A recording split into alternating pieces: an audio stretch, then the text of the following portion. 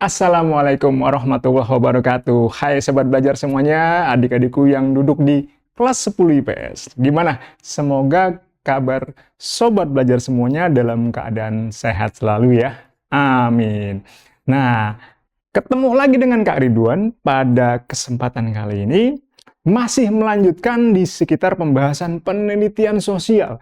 Kalau bahasan-bahasan sebelumnya kita udah bahas rancangan penelitian, kemudian teknik pengumpulan data, maka pada kesempatan kali ini kita akan bahas di sekitar bagaimana mengolah data penelitian tersebut ya.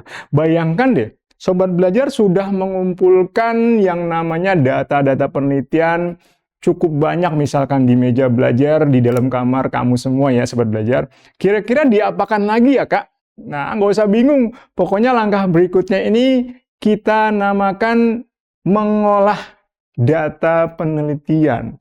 Nah, seperti apa ya teknik, metode, dan cara-cara mengolah data yang sesuai dengan yang namanya sistematika penelitian itu sendiri, pastinya menjadi bahasan yang menarik untuk kita kaji nih sobat belajar. Makanya ya tetap semangat semuanya. Sengaja Kak Ridwan bawakan materi kesempatan kali ini dengan judul kualitatif atau kuantitatif. Ya, mengingat seperti yang sobat belajar tahu semua ya, bahwa dari sifatnya jenis data secara umum ada dua kategori. Ada data kualitatif, ada juga data kuantitatif. Nah, ketika kita berusaha mengolahnya pun akan menyesuaikan dengan yang namanya metode pengolahan yang disesuaikan juga dengan jenis datanya. Nah, ketika banyak kita gunakan data yang bersumber dari numerik atau angka-angka, biasanya pengolahan datanya menggunakan cara pengolahan data statistik.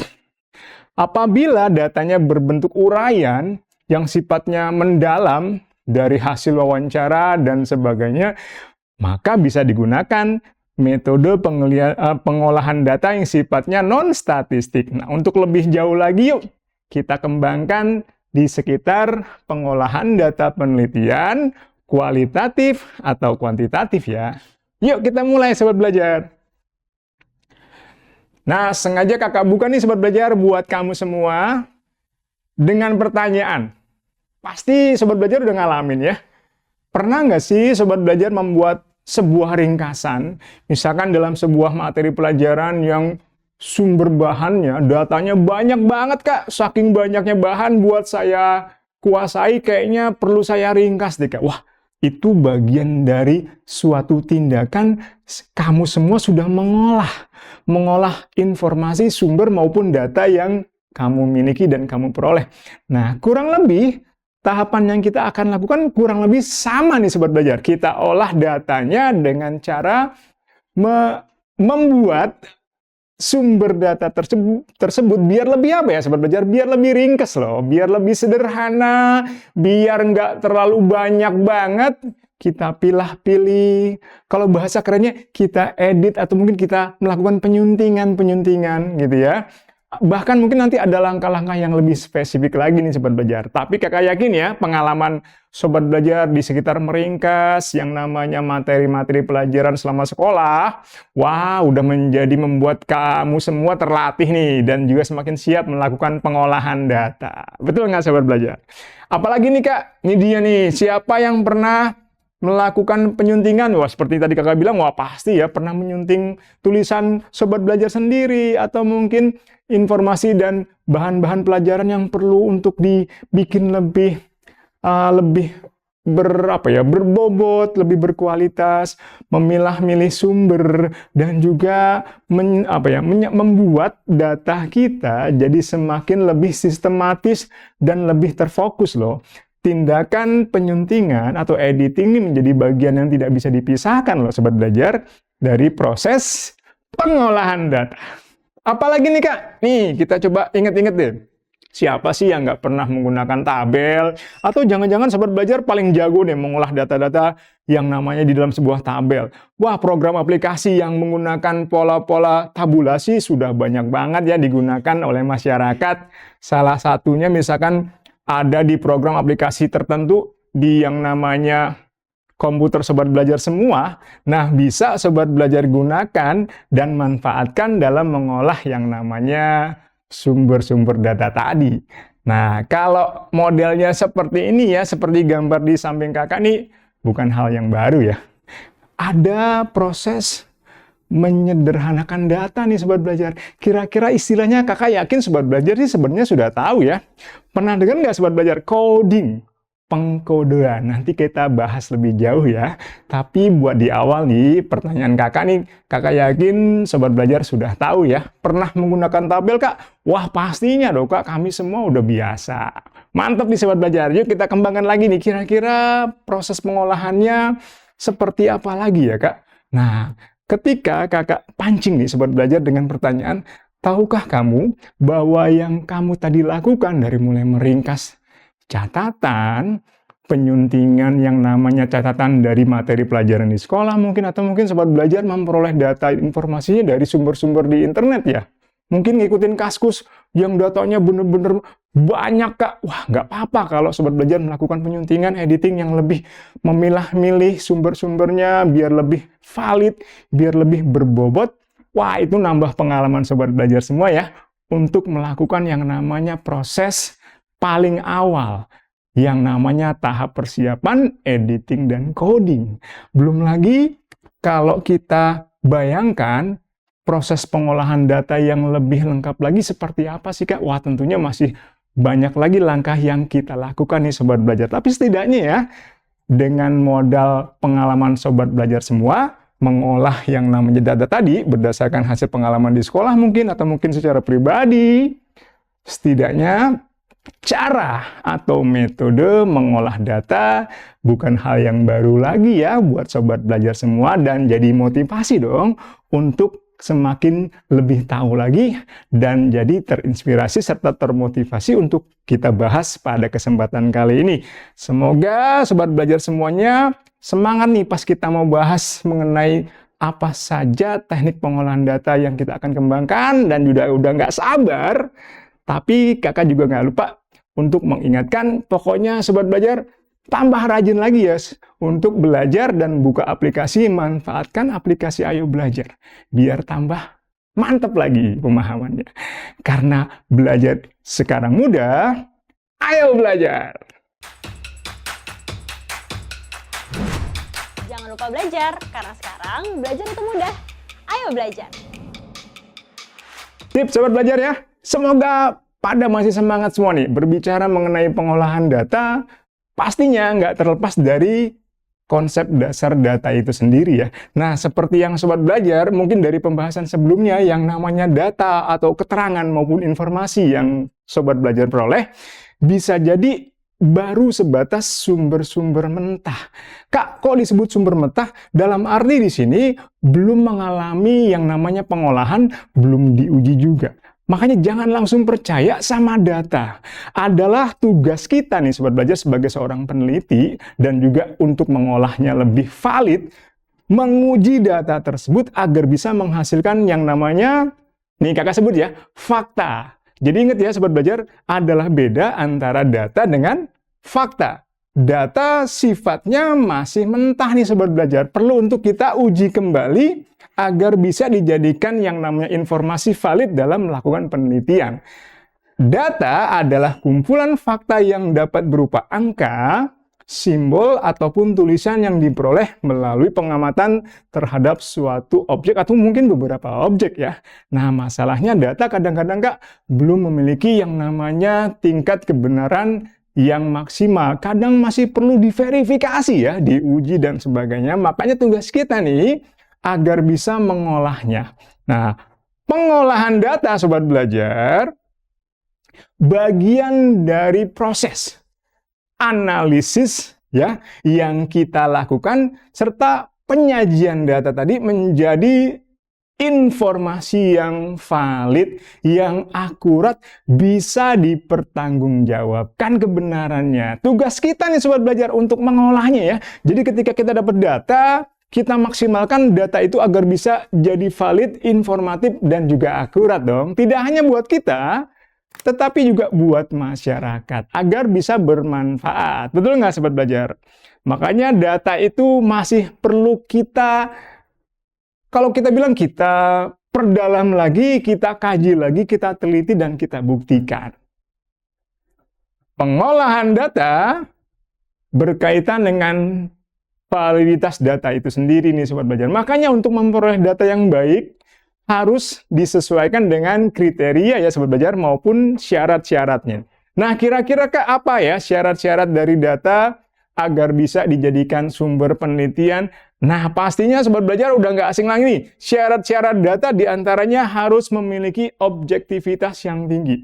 Kak, maksud dari objektif apa sih? Nah, objektif nih artinya Sobat Belajar udah bisa dikatakan data itu apa adanya, nggak ditambah-tambahkan, nggak dikurang-kurangi. Kalau orang bilang tuh biasanya objektif bisa dipisahkan dari perasaan pribadi, pendapat pribadi, betul-betul dari suatu sudut pandang yang lepas dari keterkaitan dengan perasaan kita. Misalkan Kak Ridwan punya bendanya berbentuk bulat. Katakanlah bendanya misalkan bola ya. Bola itu bulat ya Sobat Belajar.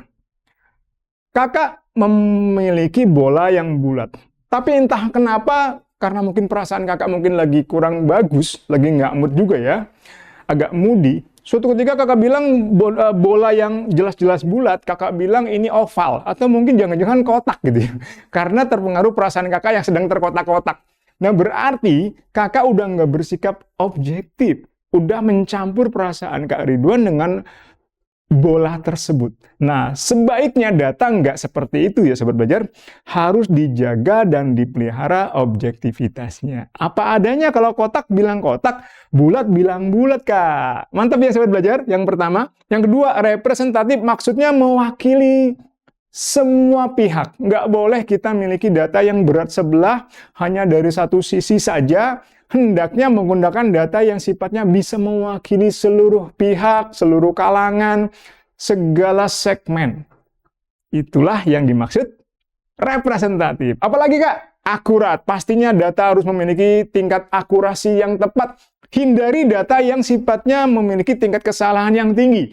Kak, caranya bagaimana ya agar data kita akurat? Kalau perlu, Sobat Belajar melakukan yang namanya verifikasi. Kritik terhadap data-data yang masih meragukan. Misalkan dari hasil wawancara hanya dari satu pihak aja, jangan langsung percaya loh. Harus dibandingkan dengan sumber wawancara lain agar data yang diperoleh sifatnya selain objektif, dapat representatif juga, mewakili siapapun, dan juga lebih akurat. Betul nggak Sobat Belajar? Oke, yang tidak kalah penting, data itu harus aktual.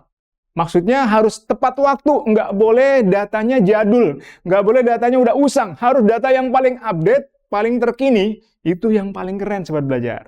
Lanjut, reliable. Reliable di sini maksudnya dapat diandalkan loh Sobat Belajar. Wah, ngebayangin ya kalau sosok kita nih sebagai individu punya sifat yang bisa diandalkan oleh siapapun. Wah, jadi suatu kebanggaan loh Sobat Belajar. Dan kita jadi punya manfaat.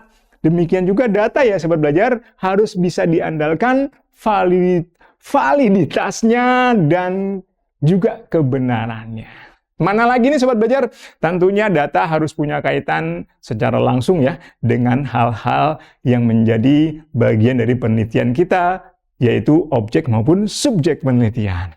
Demikian nih Sobat Belajar data-data yang syaratnya harus kamu ketahui. Berikutnya adalah mengenai jenisnya sendiri. Jenis data nih macam-macam ya Sobat Belajar. Bisa dari aspek cara memperolehnya, bisa dilihat dari sifatnya, bisa juga dilihat dari sumbernya. Tapi kita bahas 3 poin dulu ya Sobat Belajar, berdasarkan jenis. Yang pertama, cara perolehannya. Nah, dari cara memperolehnya kakak yakin Sobat Belajar pernah nih memperoleh data dari sumbernya langsung. Nah, data yang diperoleh dari sumbernya langsung nih sering disebut dengan istilah data primer. Data yang diperoleh dari sumber aslinya, sumbernya langsung. Mungkin hasil wawancara dari para pelaku, minimal dari para saksi, atau mungkin Sobat Belajar datang ke sebuah lokasi yang menjadi TKP-nya, dapat dari sumber aslinya. Gitu ya Sobat Belajar. Selebihnya kalau data yang diperoleh dari pihak ketiga yang lebih dulu mengolahnya, kita hanya meminjam loh Sobat Belajar. Maka itu disebut data sekunder. Betul banget. Dilihat dari sifatnya, Sobat Belajar, data dibagi menjadi dua kategori. Ada data kualitatif, data yang bersifat uraian mendalam, berkualitas, kualitatif. Yang kedua, data yang bersifat angka-angka, numerik. Disebutnya data kuantitatif. Lanjut. Berdasarkan sumbernya, data ada dua nih Sobat Belajar. Data sumber dari dalam sebuah organisasi, namanya data internal, dan ada lagi namanya data eksternal, data yang bersumber dari luar sebuah organisasi. Untuk lebih jauh nanti kita kembangkan ya Sobat Belajar. Berikutnya kita lanjut lagi yuk, jenis berikutnya ada namanya teknik pengolahan data. Teknik pengolahan data secara umum ada dua, teknik pengolahan kualitatif dan teknik pengolahan kuantitatif. Biasanya teknik pengolahan data kualitatif digunakan ketika menghadapi data-data yang sifatnya hasil dari penelitian yang bersifat mendalam, dari hasil wawancara, dari hasil observasi mungkin gitu ya. Sehingga bentuk-bentuk jawaban yang didapat sebagai sebuah data yang kita miliki sifatnya misalkan hasil wawancara begitu mendalam, begitu panjang. Nah, harus kita interpretasi dan pengolahannya lebih tepatnya menggunakan data kualitatif nih Sobat Belajar. Sementara kalau data kuantitatif sendiri tekniknya digunakan bila mana menghadapi sumber data yang sifatnya numerik. Tahu ya? Angka-angka nih Sobat Belajar. Seperti penggunaan hasil dari kuesioner. Tentunya jawaban kuesioner kita akan melakukan proses apa Sobat Belajar? Pengkodean. Atau memberikan simbol-simbol jawaban agar jawaban responden biar lebih sederhana ya. Nah kebetulan misalkan ada sebuah data dari sebuah kelas mungkin siswa, perolehan nilai ulangan mungkin ya. Nah nanti datanya kebetulan di sini data tunggal. Kalau satunya lagi namanya data kelompok interval kelas. Nah nanti datanya bisa diolah secara tabulasi menggunakan tabel-tabel atau kita kenal dengan langkah namanya tabel frekuensi ya Sobat Belajar. Berikutnya nih Sobat Belajar, perbedaannya apa sih Kak antara pengolahan atau analisis data kualitatif dengan pengolahan atau analisis data kuantitatif? Nah, secara garis besar, kalau datanya kualitatif nih Sobat Belajar, dilakukan bersamaan dengan pengumpulan data. Jadi, saat Sobat Belajar melakukan pengumpulan data, di saat itu juga bisa berbarengan melakukan analisis data kualitatif. Itu kelebihan data kualitatif. Bisa dilakukan pengolahannya berbarengan selama Sobat Belajar melakukan proses pengumpulannya ya Sobat Belajar.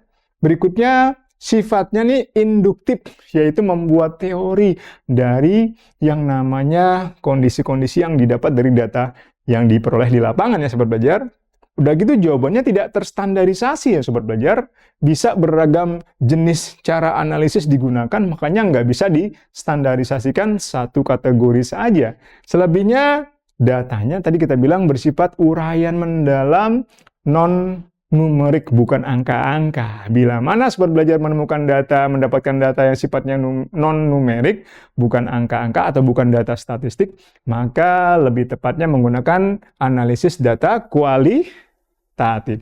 Nah, tetapi bila mana Sobat Belajar memiliki data yang sifatnya numerik, berupa angka, udah gitu sifatnya terstandarisasi dalam statistik, maka mau tidak mau harus menggunakan analisis data kuantitatif. Sifatnya linear, dilakukannya setelah data terkumpul nih Sobat Belajar, baru bisa ketahuan ya. Misalkan datanya dari hasil ulangan selama PTS atau mungkin ulangan tengah semester atau ulangan akhir semester juga dikumpulkan. Nah, berarti harus semua datanya terkumpul dulu nih Sobat Belajar baru bisa diolah. Kurang lebih kalau datanya sifatnya angka-angka seperti itu ya, linear ya Sobat Belajar. Berikutnya lagi deduktif. Sifatnya apa kalau yang namanya kuantitatif? Sifatnya deduktif berarti menguji hipotesis atau teori yang sudah ada sebelumnya. Terakhir, sifatnya juga terstandarisasi atau bersifat statistik, serta angka-angka menjadi ciri utamanya. Oke Sobat Belajar, kita lanjut lagi yuk mengenai pengolahan data kualitatif itu sendiri. Diawali oleh tahapan yang namanya reduksi data. Mereduksi, diambil dari bahasa Inggris ya, reduction, berarti meringkas, mengurangi kuantitas tetapi dengan cara menyederhanakan agar lebih fokus. Bisa dilakukan dengan cara meringkas dan menyederhanakan berdasarkan kategori-kategori tertentu. Selanjutnya ada tahap penyajian atau display data, dan yang terakhir tahap kesimpulan. Sementara kalau kita balik tadi ke tahap reduksi data sendiri ya, diawali ketika kita berusaha melakukan proses penyederhanaan dan penggolongan atau kategorisasi dari data yang kita sebut sifatnya kasar ya, raw materials, menjadi data yang lebih sederhana dan lebih fokus. Sobat belajar mendapatkan data beragam, tapi masih banyak yang tercampur lah, nggak ada kategori-kategori yang jelas. Makanya kamu pilah-pilah, kamu pilih-pilih, kamu edit, dan kamu kategorikan berdasarkan kategori-kategori tertentu. Gitu ya, sobat belajar ya. Reduksi. Yang kedua, tahap penyajian data atau display data. Data yang sudah kamu sederhanakan, setelah itu kamu kaji dan kamu sajikan sesuai dengan yang namanya urutan sistematis, biar lebih mudah dipahami nih sobat belajar. Tahap penyajian data adalah tahap penyusunan data secara teratur, sistematis, biar kita tahu loh sobat belajar, mana data yang lebih dulu, mana data yang lebih belakangan. Kan sobat belajar memperoleh data kan bisa jadi bermacam-macam, kapan saja diterima. Nah, belum kita pilah-pilah nih sobat belajar. Nah, penyusunannya kita susun secara akurat, bisa secara kronologi urutan waktu, bisa berdasarkan kausalitas sebab akibat, agar hubungan antar data tersebut sobat belajar dengan disusun secara sistematis bisa diketahui dan dipahami lebih mudah. Betul nggak sobat belajar? Kalau kakak bilang lebih dulu mana muncul, banjir atau hujan dulu sobat belajar? Wah, langsung kelihatan ya, iya kak, logikanya hujan dulu, banjirnya belakangan. Makanya ketika dapat data yang kayak gitu, perlu untuk dikategorikan, disusun sesuai dengan urutan kronologi mungkin, kausalitas, atau mungkin hal-hal yang sifatnya sistematis. Gimana sobat belajar? Bisa ya? Selanjutnya, kesimpulan, tahap kesimpulan dan verifikasi, yaitu mencari makna dan pola hubungan yang muncul dari sebuah data. Bisa jadi pola perbedaan, pola persamaan, atau mungkin hal-hal yang bisa kita tarik kesimpulan. Tapi jangan berhenti di situ ya sobat belajar, juga kamu verifikasi untuk diuji seberapa objektif data tersebut, seberapa tepat data tersebut mewakili. Bisa ya sobat belajar ya. Kemudian apalagi kak? Pengolahan data kuantitatif nih, data yang bersifat angka-angka nih kak. Makanya tekniknya sedikit beda nih sobat belajar dengan kualitatif. Yaitu kalau data kuantitatif, tahap yang pertama adalah tahap persiapan, kemudian ada tahap pengorganisasian data, dan selebihnya ada tahap pengolahan data. Pada tahap persiapan ada dua langkah yang kita lakukan nih sobat belajar. Pada tahap persiapan yang pertama, tahap editing, penyuntingan, yaitu tahap memilah, memeriksa kembali catatan lapangan agar sesuai, lengkap, dan sesuai dengan konsistensi jawaban responden. Kemudian ada tahap berikutnya, coding, menyederhanakan data-data yang kita peroleh dengan memberikan simbol-simbol tertentu. Misalkan jawaban responden dari kuesioner ya, jawabannya setuju, tidak setuju, ragu-ragu, itu bisa kita sederhanakan dengan jawaban, misalkan kita wakili dengan simbol angka, 1, 2, 3, dan seterusnya ya. Seperti ini nih, kategori jawaban, sangat baik, baik, cukup baik, kurang baik, tidak ada tanggapan. Itu bisa dikategorikan lah jawabannya untuk sangat baik, misalkan 1, baik 2, cukup saja misalkan 3, dan seterusnya, dan seterusnya. Itu contoh langkah pengkodoan ya, sobat belajar. Selebihnya ada tahap pengorganisasian data. Data yang sudah kita berikan kode, kita masukkan ke dalam tabel-tabel. Disebutnya apa sobat belajar? Betul, tabulasi. Bisa dari itu kita bikin tabulasi silang, tabulasi macam-macam, sampai akhirnya melakukan distribusi frekuensi. Bisa mengetahui seberapa sering data itu muncul, frekuensinya bisa kelihatan nih sobat belajar. Dari proses pengorganisasian data dengan cara menyusun serta menghitung data hasil pengkodoan untuk kemudian disajikan dalam bentuk tabel ya. Tabel frekuensi, distribusi frekuensi, dan macam-macam lagi. Pasti sobat belajar udah pernah melakukannya nih. Apalagi kak tahap berikutnya, yaitu setidaknya tabulasi yang kita kenal ada dua ya. Ada tabulasi manual, mungkin dibuat oleh tangan kita sobat belajar, pakai pensil atau pulpen, tapi zaman sekarang mah udah ada aplikasinya ya yang bisa membantu kita menggunakan tabel-tabel di komputer mungkin atau mungkin di gadget kamu semua nih sobat belajar. Berikutnya tahap pengolahan data terbagi atas distribusi frekuensi, memasukkan data tersebut di tabel dan akhirnya menghitung seberapa sering data itu muncul. Dan bagian selanjutnya adalah tahap pengolahan data yang disebutnya menghitung ukuran tendensi sentral. Wah, kakak yakin sobat belajar jago matematika semua nih ya. Cara menghitung mean. Rumusnya pasti masih ingat ya, jumlah data dibagi banyaknya data misalkan. Selebihnya rumus median, menghitung mean, median, dan modus. Wah, kakak yakin jago-jago semua deh matematikanya untuk modal menghitung ukuran tendensi sentral dari proses pengolahan data tersebut. Semoga bahasan kita di sekitar mengolah data penelitian membuat sobat belajar jadi tambah paham lagi. Dan kakak harapkan jadi tambah mahir ya untuk praktek penelitian dan minimal menghadapi soal-soal yang dikaitkan dengan masalah pengolahan data khususnya dan penelitian secara umum. Kita tutup dengan pertanyaan dari soal latihan yuk. Nomor 1 kakak bacakan ya. Perhatikan data penelitian tersebut yang diambil dari angket. Berdasarkan data di atas nih sobat belajar, tahapan pengolahan data yang perlu dilakukan peneliti untuk menghasilkan analisis data adalah apa ya? Wah, datanya sudah dikelompokkan, sudah dimasukkan ke tabel. Tinggal apa ya sobat belajar? Tinggal kita lakukan yang namanya hitung. Dari mulai distribusinya berapa, dan juga seberapa sering data itu muncul, nilai rata-rata maupun nilai tengahnya. Jadi dengan demikian nomor 1 jawabannya adalah menghitung ukuran tendensi sentralnya sobat belajar sebagai tahap akhir dari pengolahan data yang kebetulan datanya statistik. Oke, gimana sobat belajar bahasan kita pada kesempatan kali ini? Mudah-mudahan menambah wawasan kamu semua ya sobat belajar di sekitar pengolahan data. Jangan lupa rajin belajar. Karena sekarang belajar itu mudah, ayo belajar! Jangan lupa belajar, karena sekarang belajar itu mudah. Ayo belajar!